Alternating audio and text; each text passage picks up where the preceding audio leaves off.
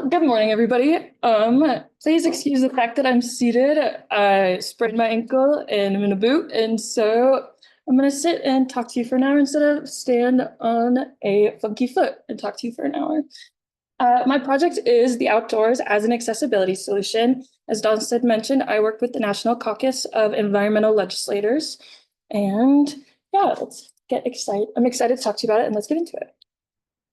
All right, first of all, I'd like to give out some personal acknowledgments and get this happy stuff out of the way before getting to the nitty gritty. I'd like to thank my partner, Rye, my parents, and my family who's here. They drove 18 hours from Michigan to be here today from the UP, and so very, very grateful for that. And then Ace is a member of our cohort that I don't have a picture of with, but they're represented by an Ace. And for my topic particularly, they were a very, very foundational part in being emotional support, someone of understanding, and someone that I can relate to. And that pushed me to go for all of the things I wanted and not to be shy in the language and the things that I thought I should use. All right, so today's order of business. First, going to talk a little bit about NCEL, or the National Caucus of Environmental Legislators. Then we'll get into social ecological context, project introduction and background, which will include a brief disability history, because my project, I'm going to explain a bit. It's a little bit different than a lot of the other ones. It doesn't have a specific geographic location. And so it's a little bit more abstract than some of the other ones that are like Annabelle's, who she was in Red Feather Lakes. Next, we'll get into activities, results, recommendations, a short personal reflection, references, and then we'll be done. All right, so the National Caucus of Environmental Legislators, they are a 501c3 nonprofit, and they serve to empower collaboration across state, legislative, and party lines for environmental protection and conservation. Their mission: empower a nonpartisan network of legislative champions to protect, conserve, and improve natural and human environment. They do that through their core values that they just updated this year through their 2025 to 2029 strategic plan. Cultivate state environmental champions, catalyze policy innovations, uphold environmental protections, utilize the full power of state legislators, and foster trusted partnerships. And number 4 is the one that I personally would say my project co-aligns the most with and inside goes together the most with, because as I'll get into it, it was a lot of just researching and finding out, looking for ways that legislators can help people with disabilities get outside and like promote the inclusion of disabled people in the outdoors. And then they do these things through research, like my project. So creating briefing books, white papers, different various forms of media to deliver scientific information to various audiences, but mostly state legislators. Education. So they connect legislators to experts and advocates within their individual states. So it's site-specific, location-specific, and it's not more generalized information. And it allows them to connect to their peers as well. And then they convene. They have an annual national forum that happens in the summer. They have peer-to-peer collaboration virtually and in person. And they are committed to justice and equity. And that was one of the biggest things that came across with my work with them, is just how committed they are to justice and equity. I am a very honest person and very direct and very blunt with how I view things and the way that I deliver information. And so I was worried about shying that back and having to take that back and be a little bit less that. And I was pushed to be that and be more and be as vocal as I thought was necessary for this project. And then my amazing Capstone partner, Kate, who I'd like to say thank you and probably will say thank you to a million times throughout this, because her and Grant both were absolutely amazing and definitely a huge part of making this happen. And Kate was another one that I will quote later on, but really pushed me to use the language that I thought was necessary, rather than focusing on like what federal executive orders are coming out, and with more projects that are federally funded, worrying about DEI and inclusive language. And I didn't have that, which was really, really awesome. And I was really worried that that would be a problem. All right, we're going to get into some social ecological context. And this is where we're going to spend a bit of time, but please bear with me. So first, the ecological. The geographic scale, as I said, it's nationwide. They serve state legislators all across the country. I have perspectives in both urban and rural areas. I come from a very, very rural, conservative, small town with a population of about 4,000 people, maybe on a good day. And I have also lived here in Fort Collins, lived in Grand Rapids, Michigan for a while. And so being able to see the different needs that both populations have, people with disabilities in rural and urban areas, the needs are very, very different. And in the resource, I wanted to make sure that both of those were considered because neither groups have their needs actually being met, which is unfortunate. And so I wanted to have that as a consideration for my project. And then ecological and environmental impacts are kind of go together. Changes to infrastructure are going to change the environment and change the way that different organisms can interact. And it just, unfortunately, is the case. But it doesn't, accessible infrastructure doesn't cause more damage than inaccessible infrastructure from the get-go. Most of the time, it's the retrofitting and going back and undoing the work to make it accessible that causes more damage. And what a lot of people get frustrated about, or they see people pushing and promoting accessible and inclusive design, but then they only think of, oh, well, all of the changes we have to make now. But if we go into that with the mindset prior of, okay, how do we include that design? It reduces the impact and the negative impact that we'll have on the environment. And then accessible infrastructure takes up space. So with this accessible infrastructure and inclusive design, there are a lot more things that need to be considered than inaccessible design. You need to have at least 30 inches wide of clearance for wheelchairs and mobility devices. The grade can't be more than 120 degrees steep, because then someone with a manual push wheelchair can't get themselves up that grade or without rolling backwards, or unless really, really strong, really like work out every day. But not everybody does that. And that one nice thing is that innovative design, which there'll be examples of in a little bit and photos of, that can mitigate the amount of space needed to take up. So if you are building in an area with trees, building a boardwalk up rather than directly on the ground, so it is in line with some of the tree level, and you're not having it so seated so that more things can grow beneath and that there can be more plant life below. Just takes forethought and implementation prior to actually like the putting stairs in, or having just rocks and that being the path and having it marked off.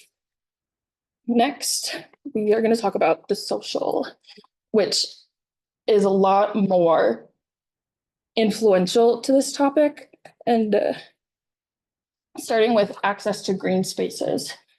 It's been studied by many, many papers, but this paper by Wong from 2023 talked a lot about how disabled people are more likely to live further from accessible green spaces.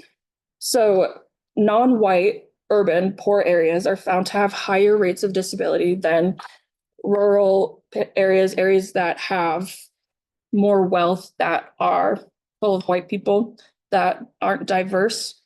Those areas are more likely to have higher rates of disability, lower access to green spaces, and those green spaces are usually lower quality than their counterparts.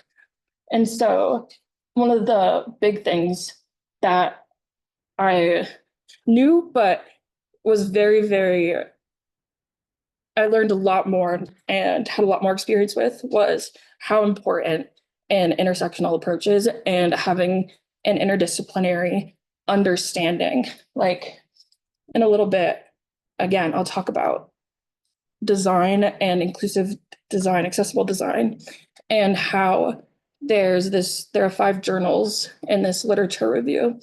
And out of the 5 journals that their start dates were early 1900s, there were only 36 out of thousands and thousands of papers that even mention disability or anything to do with disability. And it's the 5 top urban planning journals that people submit to.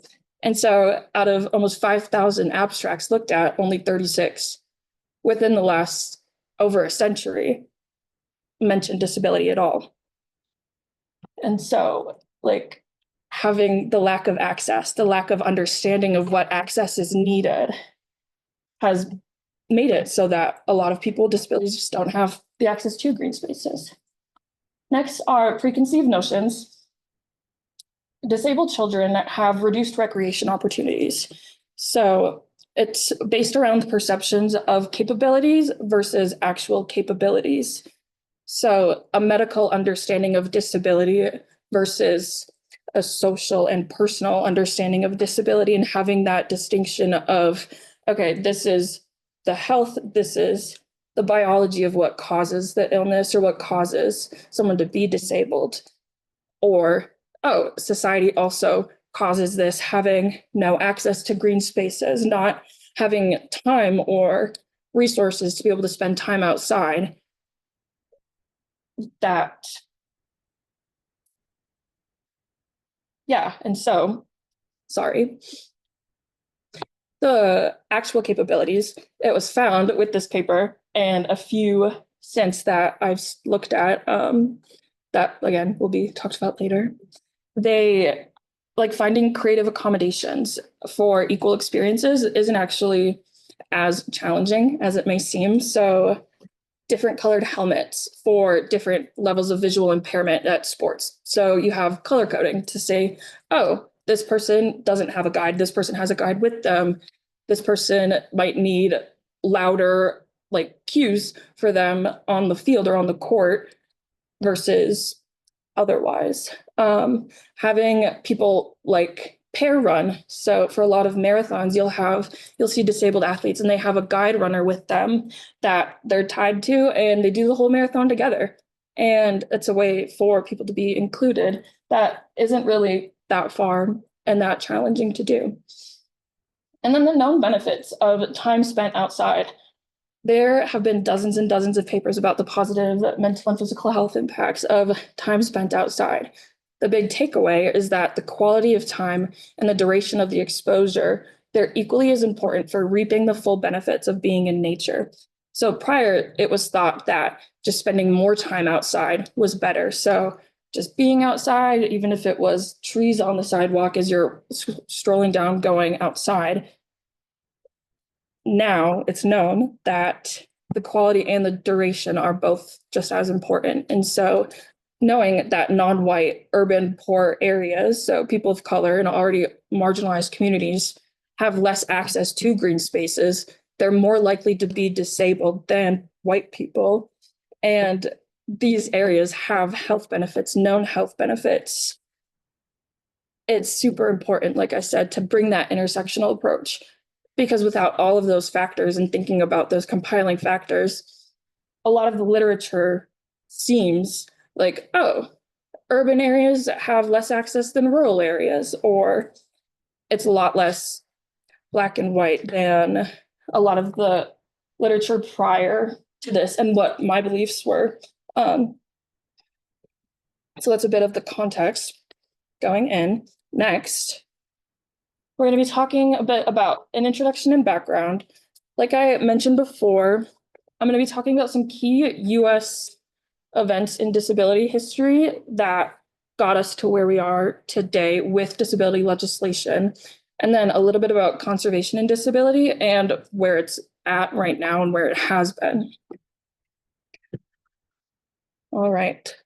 So starting in the 1960s, we have the Civil Rights Act and the Architectural Barriers Act.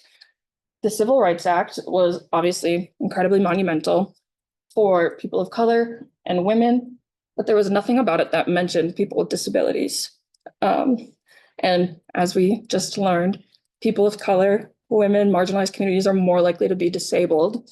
And thankfully, the movement for disability advocacy was able to, for lack of a better word, use the movement and the momentum from the Civil Rights Act and capitalize on that to increase rights and make it more inclusive, because rights for people with disabilities will increase rights for other marginalized groups and people that don't have access. And then the Architectural Barriers Act is ruled that buildings using federal dollars and federal funding must be built accessible to the public, but that was the extent of it. So accessible to the public, what public? Especially when ugly laws existed. And in 1973, the 1970s, thankfully, was the end of the ugly laws. But because of them, any physical deformity, any visual disability, anyone that looks unsightly could be jailed and arrested on the spot and taken out of just public. And that wasn't ended until the 1970s. And so if we're thinking about who was accessible to the public, if we also had laws that said, hey, if you look different, you can get arrested just for looking different, is that really any kind of access, or is that just like putting it out there? The Rehabilitation Act of 1973 was incredibly monumental because it prohibited discrimination based on disability status in federal government programs. So in federal employment, different jobs, different businesses, areas, it removed discrimination against disabled people, which obviously, great thing. Next, we have the Capitol Crawl in the 1990s, the Americans with Disabilities Act, and the Olmstead Act. As you see, this is the Capitol Crawl, a picture of it. And it was one of the most, I would say, moving and inspirational protests in modern American history, all across the United States, at Washington, D.C., and various state capitals. Disabled people, their physicians, their providers, their caretakers, other activists and advocates marched down the streets of their capital to the buildings. The people that had to use mobility aids left them at the bottom of the stairs, and they all crawled and made their way up the stairs without their mobility aids because the Capitol buildings didn't need to be accessible. They didn't need to have another kind of entrance. And this was, at the time, the Americans with Disabilities Act was in talks of being passed, and this was a few months prior to the actual passing, which also happened in 1990. And it was obviously incredibly impactful, incredibly powerful. And they had sit-ins in some of the government offices after this, where they crawled and made their way into the different offices, the publicly available areas that they weren't able to get to in a dignified way. And they sat in until they were heard. And they were speeches, and they disrupted a day. And eventually, later that year, the Americans with Disabilities Act was passed. It accounts for most of where federal legislation is for people with disabilities in America, but again, provided incredibly narrow guidelines and only accounted for certain disabilities. If you think mostly wheelchairs, like width of areas and sidewalks, pavement, having a handicap accessible stall, all of these things were in the first part of the ADA. And then in 1999, the Olmstead Act, which is a piece of legislation that isn't as prominent as it should be. That was when public segregation of disabled people was made illegal. So until 1999, it was legal to segregate against people with disabilities or based on ability. And even though the ugly laws were ended in the 1970s, it still was legal until 1999 to be segregated against. Next, this is another picture from the Capitol Crawl. You can see everyone making their way up. In 2010, we have the ADA Accessible Design Standards, and that set the minimum requirements for newly designed, constructed, and altered state or government federal facilities, public accommodations, and commercial facilities to be readily accessible and usable for individuals with disabilities. Again, not entirely comprehensive or perfect, but it actually was the meat and potatoes of what the ADA should have had in the 1990s of, okay, these are actual guidelines and significant specific things that we can do to make these places accessible. And there have been over 15 updates to the ADA since 1990. and it is the national standard. Now, about conservation and disability. Conservation has prioritized a normatively fit body, and so there's a stigma that disabled people don't want to recreate or participate in outdoors, which has left disabled people out of the conversation entirely when it comes to recreation and planning. And so without having a say in the conversation, how are legislators, how are people supposed to know what access is needed, what accommodations are needed to make a place genuinely accessible for the people that they serve? And this is Tequamanon Falls State Park in Michigan's Upper Peninsula.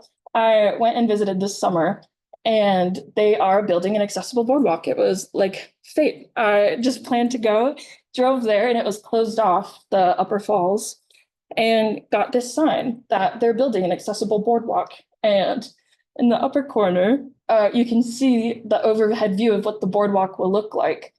And it's wider than what the staircase used to be, but it doesn't actually disrupt the ecosystem that much because it weaves through and is planted where there's already gaps in the foliage or where the stairs used to be.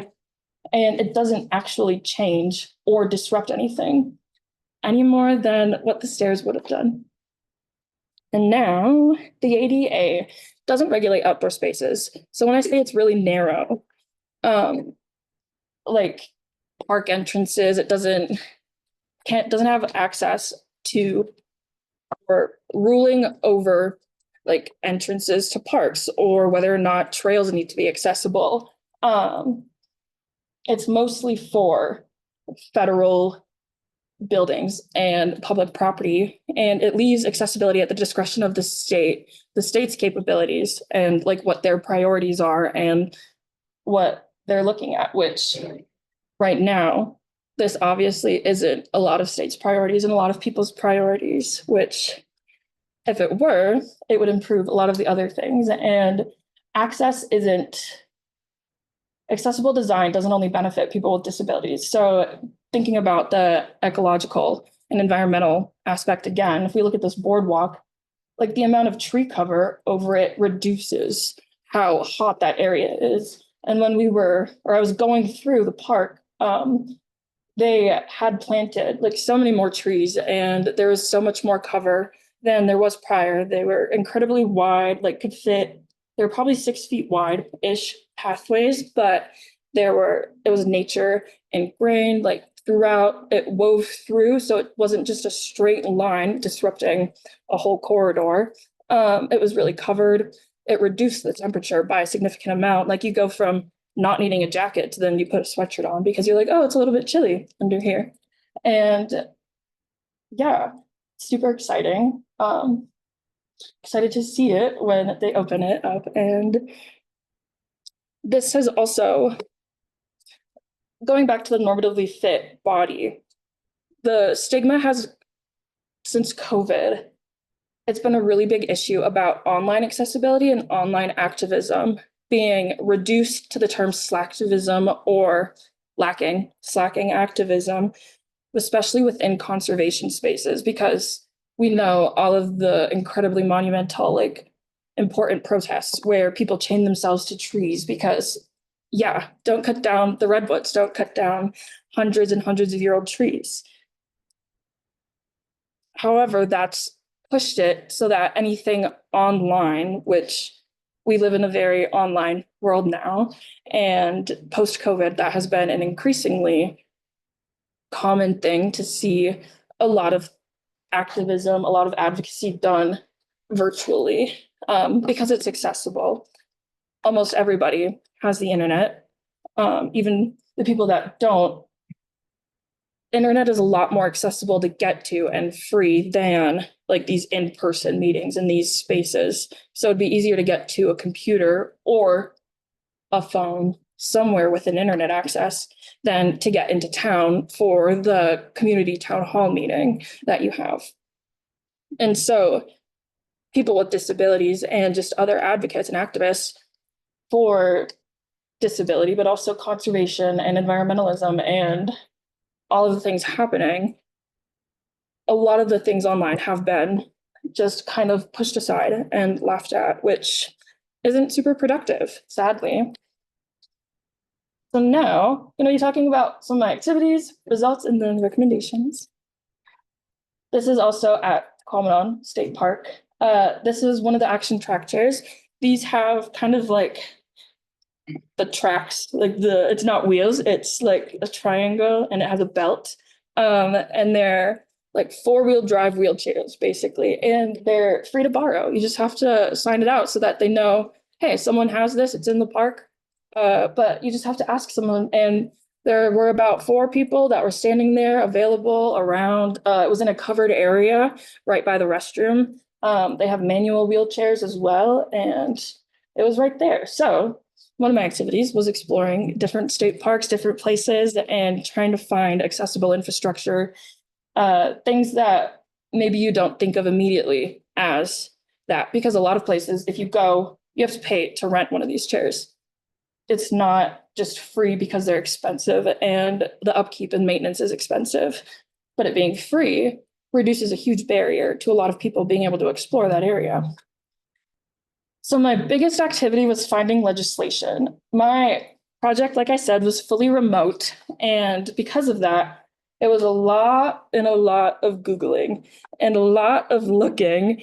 And one of the things I learned is that states are not really good at updating their legislative timelines, especially when they're in session. And so with this resource I built, which was a briefing book, I was waiting to see, oh, is this law passed? Is this getting signed? Did it get sent back to the House?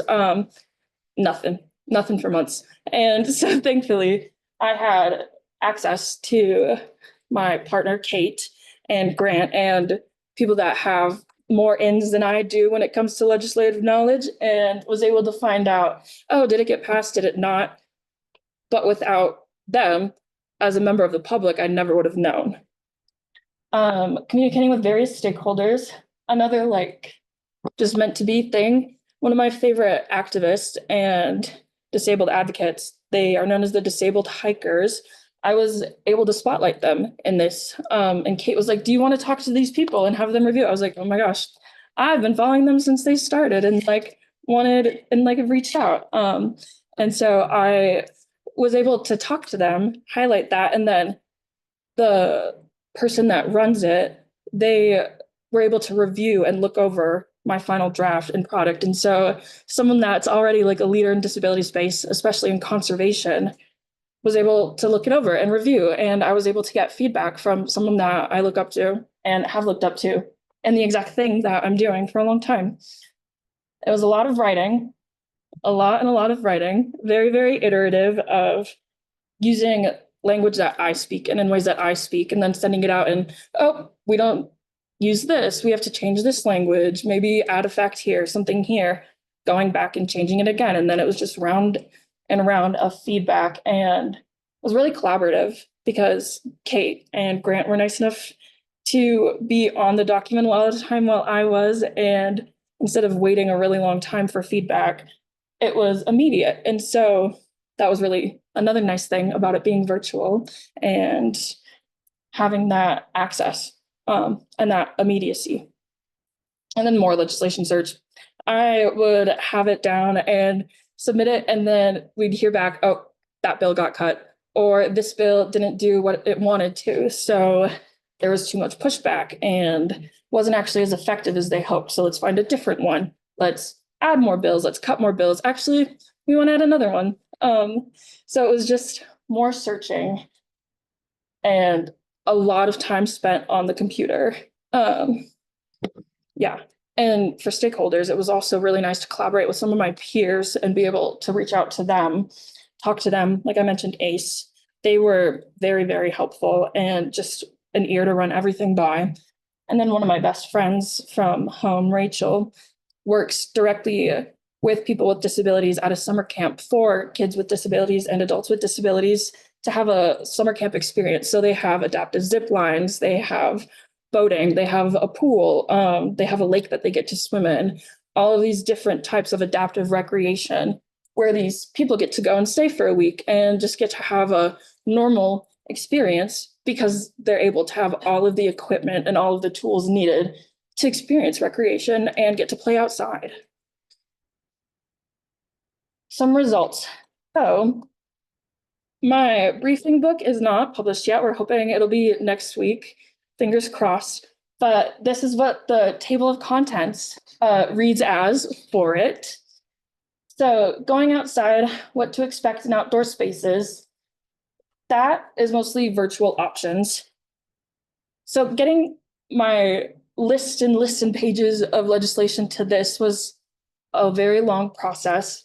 And it went from taking a list, color coding it, getting all of the different states, seeing which states are represented by the legislation, because NCEL serves a national group.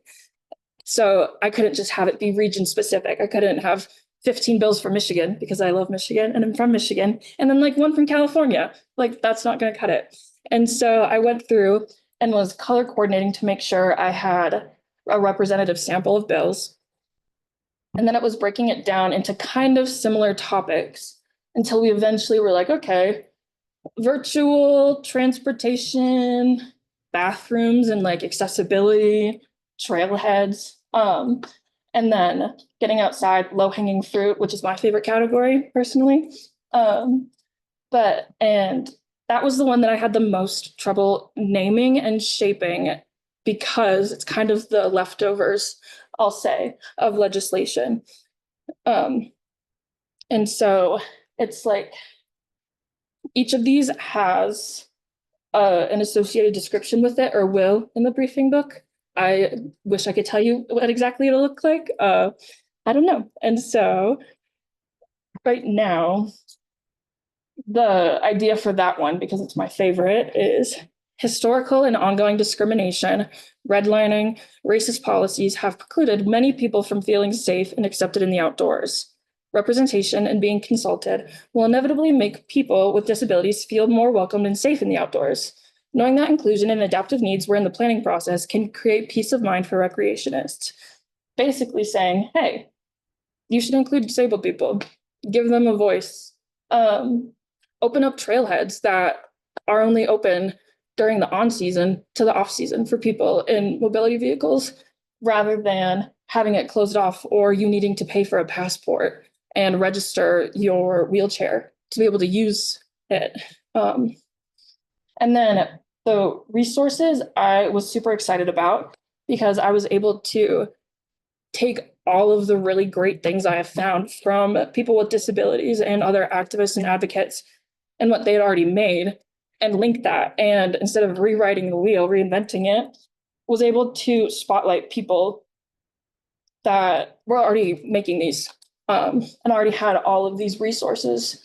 So like Virginia Tech, I think they had a lot, and the University of Virginia, they had a lot of resources and they did a lot of studies on like adaptive recreation and time spent outside and how it is extremely beneficial for people with disabilities, particularly limited senses and limited sensory input. And then that's hopefully, that's kind of what it'll look like, but instead of as a health solution, it'll be as an accessibility solution, or access as an outdoor solution, however they frame it and word it. But this is an example of what I wrote directly. And so accessibility in bathrooms goes beyond stalls that accommodate wheelchairs and other mobility vehicles. States can increase equity through funding to widely unavailable access needs. Tennessee HB 2690 requires the state to issue grants and fundings to install powered height adjustable universal changing tables in public areas, including 18 state recreation sites as of 2025. So when you think of recreation and getting outside, bathrooms and having accessible changing tables in a bathroom isn't the first thing you think of. But once you get to an outdoor site, like before you go on the trailer, after you get off, like everyone stops in the bathroom. Like, duh, you're drinking water, you've been walking, you need a snack, like whatever. If you don't have a way to get into the bathroom, you don't have somewhere where you can go to the bathroom or to take care of yourself after you've gone to the bathroom, you can't get to that space. And Tennessee has now included these in 18 of their state recreation sites, and they're planning on doing more as the years come and as they get more funding. So this is one example of what was written in one of these chapters. And so each chapter had 4 to 5 bills. So 4 to 5 of these in each section. So recommendations.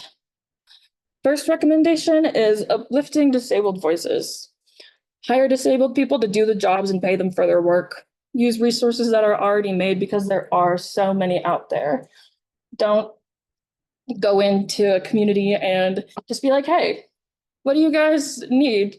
Don't actually answer that. I'm going to study it and I'm going to look at it and figure out what you need, which is unfortunately the case a lot of the time with disability, and why the ADA and a lot of the federal legislation is lacking and isn't comprehensive, just because no one's there in the planning process and nobody is there to talk in the first place. Have publicly available resources for bills and legislation. Finding any kind of registry, comprehensive list of any topic regarding disability and legislation was nearly impossible. Like, that was the biggest thing I struggled to do. And like, I worked for the BLM for a while and did another online project about Section 508 compliance, so online accessibility under the ADA, and have experience in like researching, looking for this kind of stuff. And I had such a hard time still, like, struggle to find any of these resources and anything that I could use, like, as a disabled person. Going and like reading this, it was so difficult. So for not just NCEL, but in general, having resources and lists of things that are actually helpful, because there are so many tools that advocates have gotten in and gotten passed through different state legislations, and there are so many funds and pools of money and resources that are available. It's just, the information is so impossible to find and so difficult to find, so they're not truly accessible. And then treat disability similar to other isms within environmental justice and conservation, which hopefully this is a big takeaway, as we know that it's intersectional and disability is directly tied to race, gender, class, where you're from, and it should be put on par with those things, because disability and being disabled is one of the only, or the only, marginalized community that almost everybody joins at some point.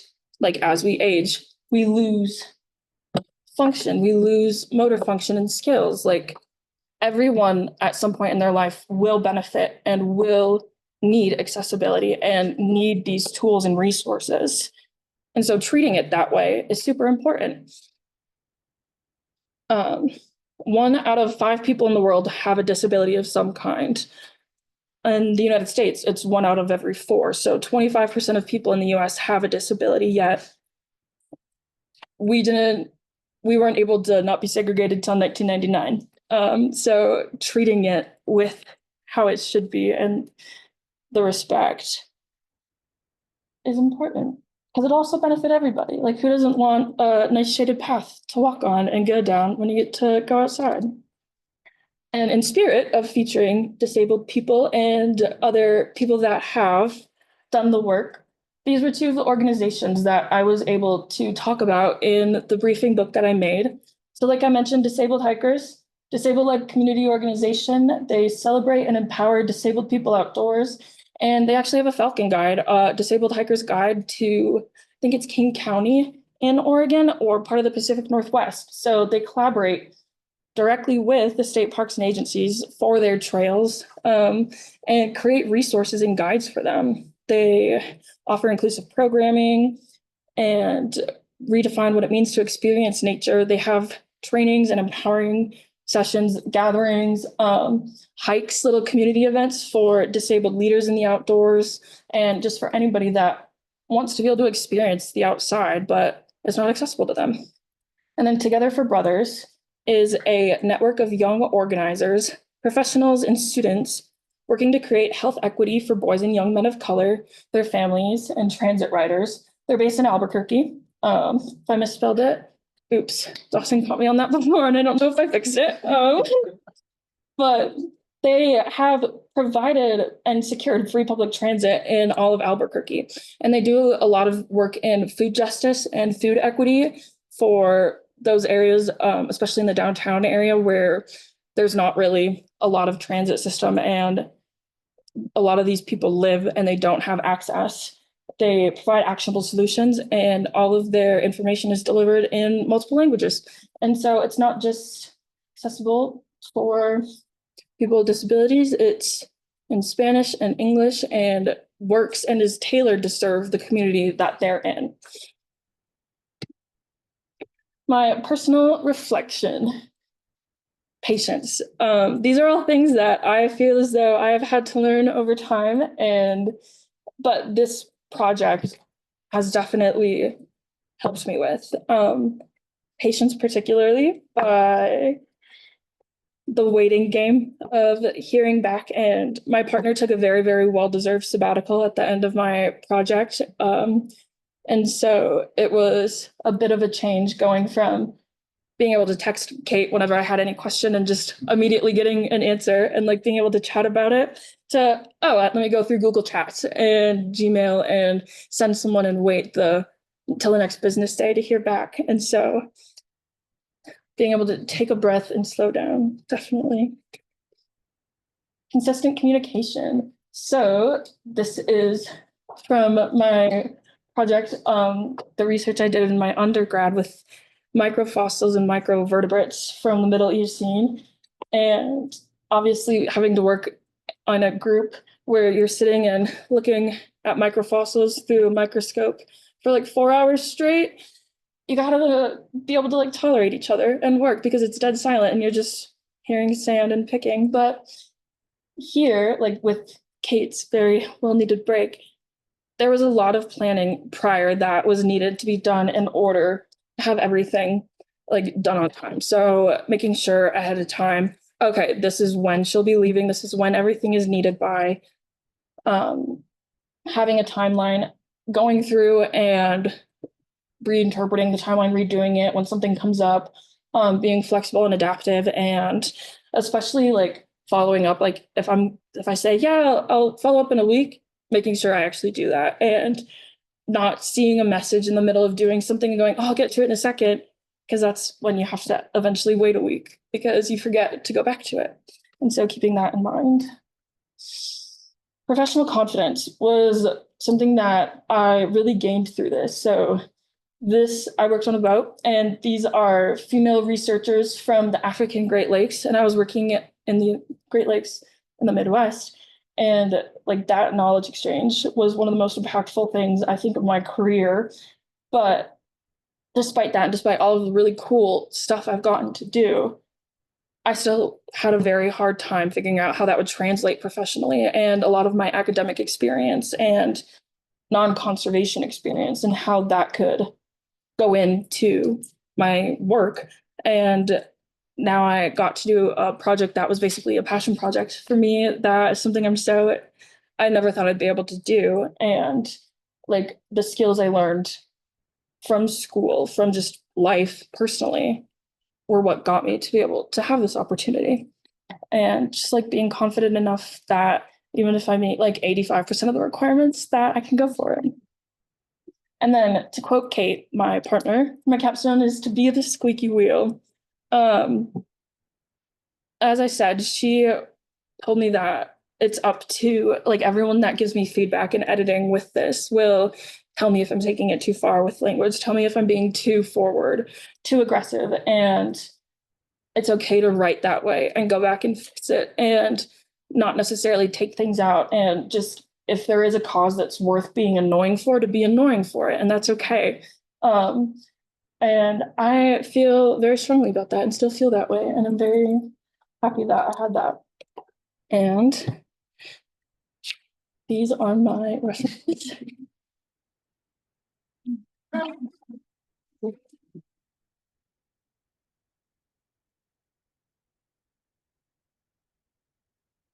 Meryl, thank you so much. I'm going to go ahead and stop the recording.